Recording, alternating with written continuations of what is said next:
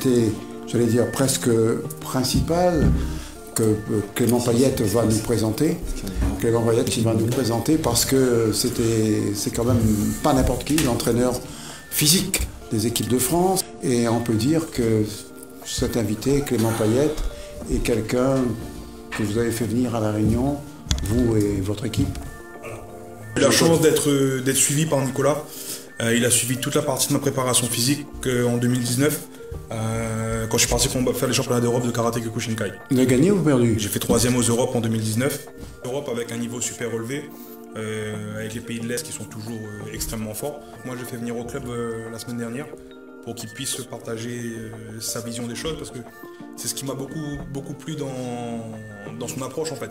C'est l'approche de la préparation physique comme très peu de préparateurs l'abordent.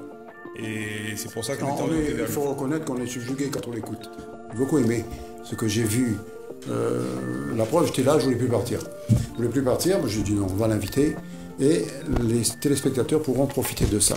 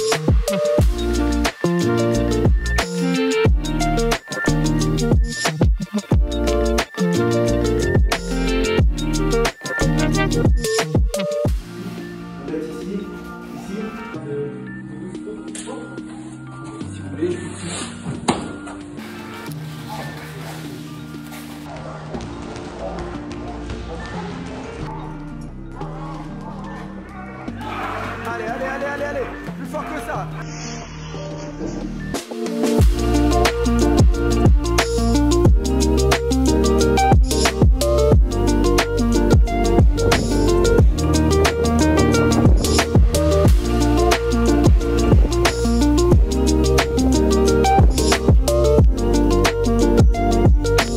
C'est ça, tu vois, tu manges ça, tu enlèves le petit truc dedans.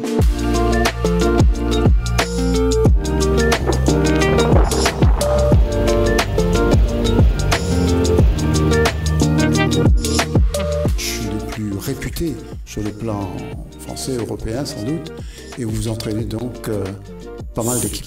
C'est ça, beaucoup spécialisé sur la préparation physique des sports de combat et l'entraînement du MMA. Voilà, on va regarder ce que vous avez proposé à vos élèves réunionnais et on regarde ça. Je vous laisse commenter, à moins que ce soit Clément qui le fasse. La première chose, c'était de se dire que, ok, on vient du CREPS Île-de-France ou d'autres structures de haut niveau, et que quand on est dans un dojo comme ça, la plupart des dojos qu'on a en France, on n'a pas forcément autant de moyens que dans ces structures de haut niveau. Donc la première question à se poser, c'était comment on peut adapter un entraînement pour renforcer les qualités musculaires, de force, de puissance, d'endurance spécifique au combat avec peu de moyens. Et donc l'idée, c'était de centrer tout sur, au départ, on a vu tout simplement déjà comment exécuter les exercices, un petit peu comme on fait en CrossFit, quoi. L'exécution des exercices, les facteurs limitants, est-ce que la souplesse de la cheville, la souplesse du genou, la souplesse de la hanche limite ma posture sur cet exercice. Donc déjà, travailler sur une bonne exécution technique, et puis ensuite comprendre que la méthode précède l'exercice. La méthode dicte l'adaptation et non pas l'exercice. C'est-à-dire que sur un même exercice, je peux avoir une adaptation qui va être de la force maximale, qui va être de l'endurance, qui va être de la puissance selon le temps de travail et selon le temps de repos. Un gars comme Nicolas, il ne faut pas le lâcher, non? Comme je dis toujours, il faut savoir s'entourer des bonnes personnes. C'est pas parce qu'il est à 13 000 km qu'on ne peut pas travailler ensemble. Moi, j'en ai fait ma propre expérience, 13 000 km, mais avec un suivi comme j'aurais peut-être pas pu avoir ici, parce qu'en termes de disponibilité et en termes de retour sur même les exercices qu'il donnait à faire, etc., c'était vraiment pointu à la prépa. Il m'a fait un programme de 6 semaines de prépa vraiment spécifique à ce que moi je préparais.